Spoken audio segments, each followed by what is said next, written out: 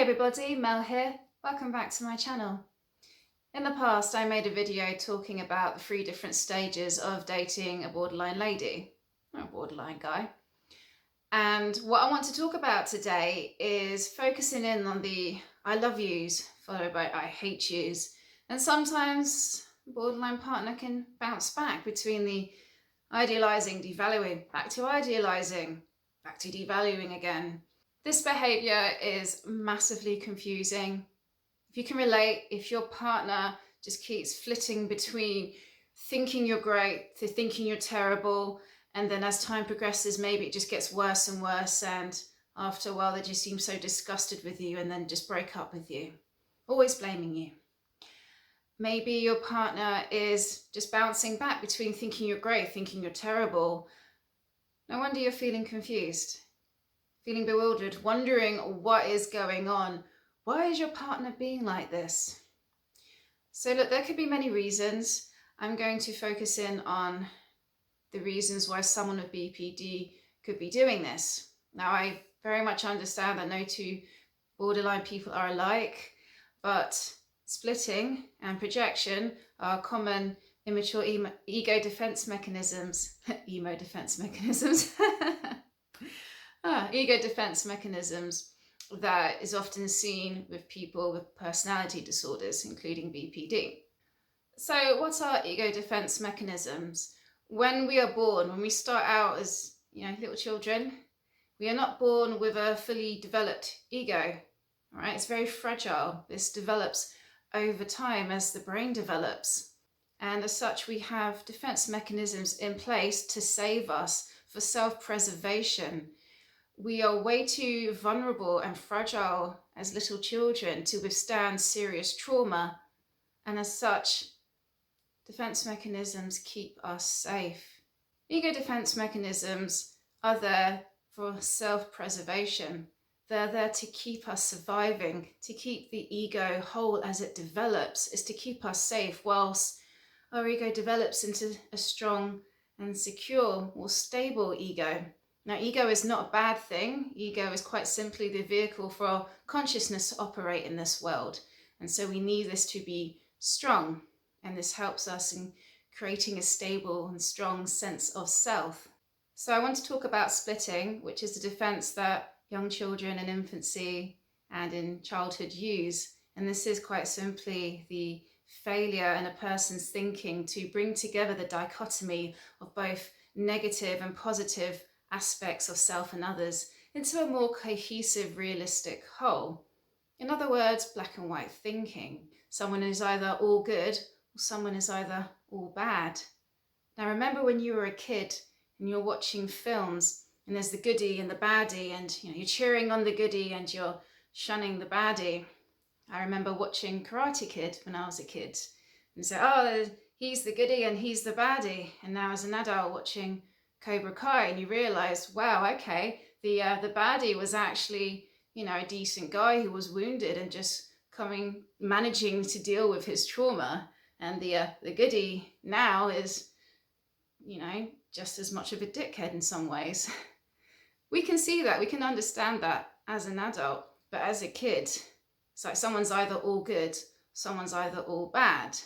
Now this is quite primitive thinking.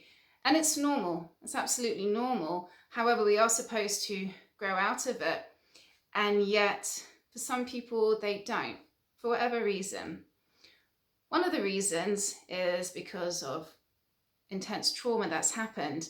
And if someone has a genetic predisposition towards developing a personality disorder, then personality disorders can emerge. The person can be stuck psychologically as if they are managing their defenses like a child. They are unable to mature the defense mechanisms. They are still employing splitting.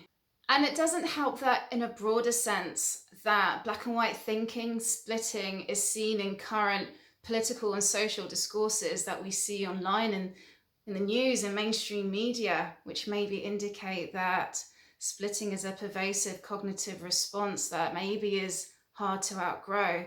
It's maybe being encouraged by the mainstream media. But I digress. Within BPD, as well as NPD, we see that there is an inability to recognize that someone can have both positive and negative aspects. Someone can be both good and bad. Instead, it's all very one-sided. You're either all good or you're either all bad, and they can bounce between the both. Why is that? Why is someone who has BPD, who is able to function in the world as an adult, still retains this defense like that of a child? Psychologically, they are stuck there. They have been unable to outgrow this. So let's talk about BPD and how splitting and projecting can result in you going from being the good guy to being the bad guy, being the person who's been idealized and admired and approved, to being someone who's being humiliated, shamed, rejected, blamed. It's quite intense. It's very shocking that someone who has openly told you that they loved you, someone who really admired you, would just switch to accusing you of being this nasty person for doing this, this, and that. And you're thinking, how can someone who told me that they loved me and that seemingly cared for me would just treat me with such nastiness? How can someone who loves me be so nasty to me? What you need to understand is that sometimes with people with BPD is that they struggle integrating both the positive and negative aspects of themselves. What they expect of you, they're expecting of themselves. Typically, people who have BPD have experienced a lot of trauma, and with that trauma comes a lot of shame. They are carrying so much shame and so much inner pain, and they want to be healed. They want to move on from this. They want these shackles of constant anxiety and pain to go. And so when you come into the picture and they get for a briefest moment of the possibility of having a happy ending, to be rescued from their pain.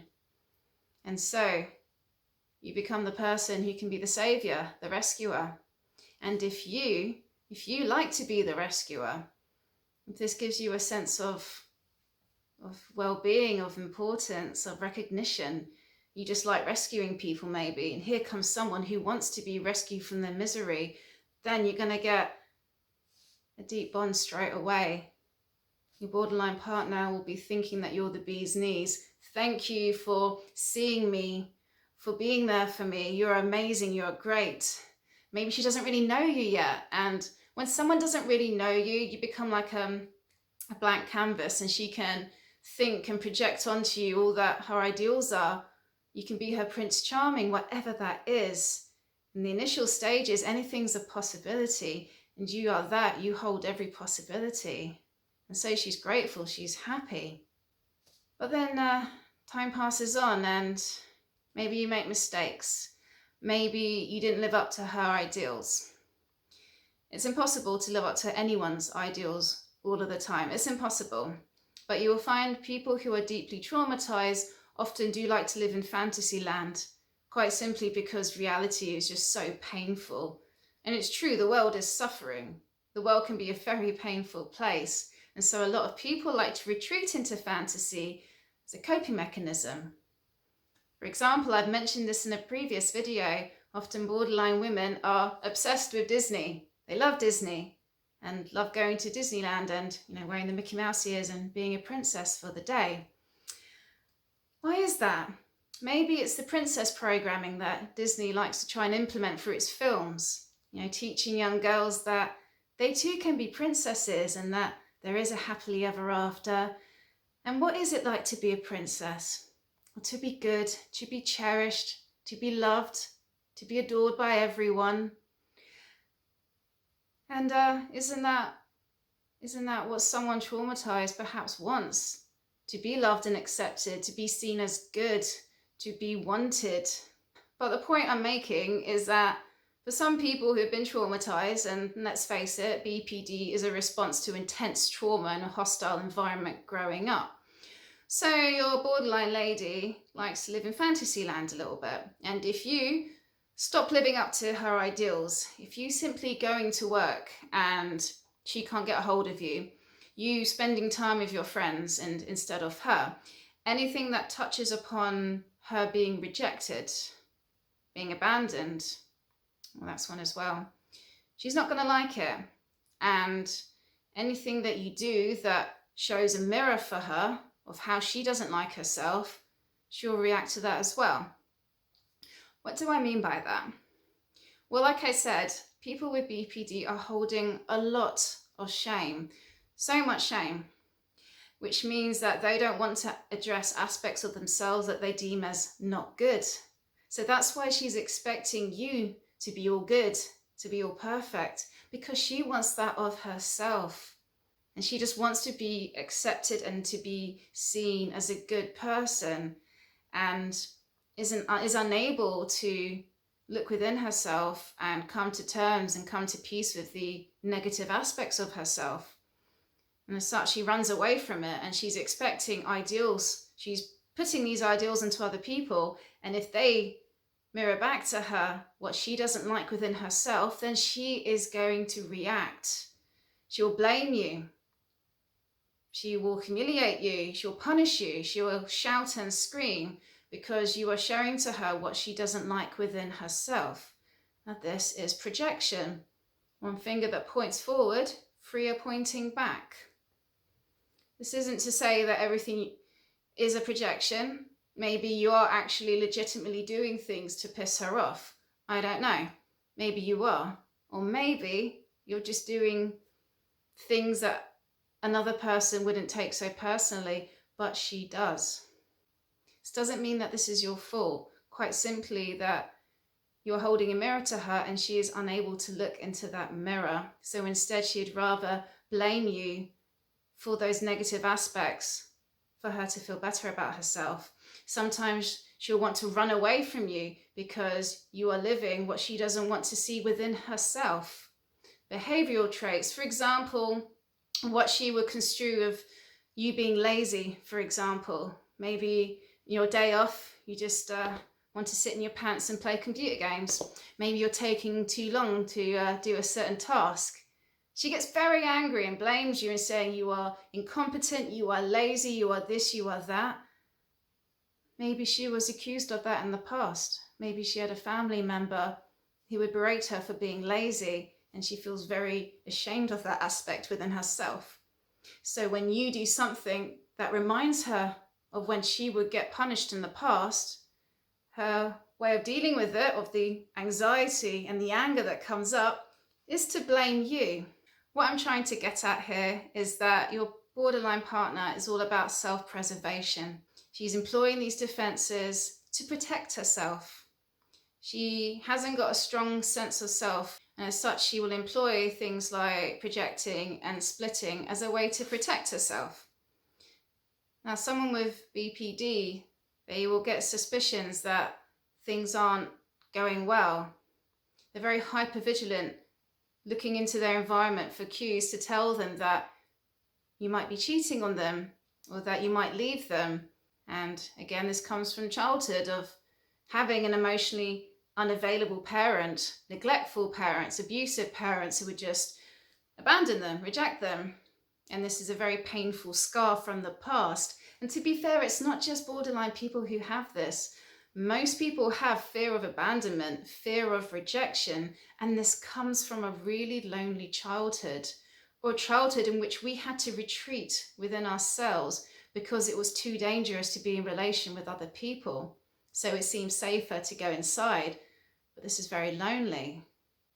So your borderline partner who fears rejection completely will be hypervigilant to cues that you might leave them, that you might be cheating on them, might get paranoid about this, reading into things that aren't there. And as such, they may end up seeing you as the bad person because they read into something which meant that, oh, he's definitely cheating on me, he's definitely going to leave me, he's an asshole, I'm going to treat him like this, and I'm going to break up with him because I want to spare myself the pain of having it done to me. Or maybe they just don't want to keep causing you harm and so leave because deep down they know that what they're doing is painful to you and is damaging. If you can relate to what I'm saying in this video, if your borderline partner has this childlike quality about them, which is very enticing. You know, as an adult, we just meet people who are just very jaded by life, and it can be quite refreshing to meet someone who is childlike in many ways, see the world with innocent eyes as such, and is so quick to offer the perfect relationship to you on a plate. I love you, I want to be with you, are intense, show you the best time in the bedroom, think you're amazing, and fantasize and idealize you. And this is all quite intoxicating to experience. And then you become devalued. And the devaluing can happen quite frequently until the relationship is completely dissolves. So I hope this video helps you to make sense of why this is happening, to depersonalize it a little bit. For you to take stock and think, okay, well, what is mine to own? What have I done wrong in this relationship? Because it takes two to tango. You may have done things that meant that she reacted this way, or maybe not. It's now time for you to take stock and think, what is mine to own and what is not mine? What is her stuff? A lot of people, especially people who email me and my clients, always tend to take all the blame themselves for the relationship failing. This really is all my fault. I was the one that messed up. And sadly, this is an echo from the past where they did blame themselves in the past for things that went wrong. And it's sad because often being in a relationship with someone with BPD is very juvenile relationship. It's like our inner child's come out to play. And as such, the wounding that we experienced as children come to the surface when we're being devalued and when we've been discarded by our borderline ex. Now is the time to address these core wounds from the past, the wounds from childhood, because often as children, we blame ourselves. We don't understand that things aren't necessarily our faults. We tend to think, oh, we've been rejected by mum and dad, we've been blamed. It really is my fault. And then we have a partner who is blaming us, and then we revert to a young place where, again, we believe it's our fault. Sometimes we have relationships like this as adults to make us realize, whoa, we've got a lot of healing that needs to happen. We need to heal and address these wounds from the past. To stop blaming yourself, to stop taking all of the blame, to acknowledge where your part is to play, and to think, okay, well, what can I do different next time? To make amends with yourself, because often you can't make amends with your ex who's left you. To promise to do different next time, whether that's to make better choices in your partners, to make better choices in your actions in future relationships. Also remember that with BPD, it is characterized by having a distorted perception of reality. So she's not going to truly see you as you are. I mean, to be fair, only you can see you as you truly are. But what I'm saying is, don't let someone who has a distorted perception of reality dictate who you are. And whilst I'm saying that, don't let family members from the past dictate who you are. You choose who you are, because only you know. So maybe now's the time a bit of soul searching, to let go of labels and beliefs, limiting self-beliefs that just don't apply to you. They came from other people who just didn't see you. They saw who they wanted to see. They saw through their own distorted view. People who were angry and took it out on you. They don't define who you are, only you do. Let this be a lesson in coming to learn about yourself, coming to love yourself more. Now, if you can relate to what I'm talking about in this video and you need some help overcoming this kind of relationship, drop me an email. I might be able to help. Know that I offer counselling services. My email address is in the description below. All right, well, have a beautiful day. Talk to you soon. Bye-bye.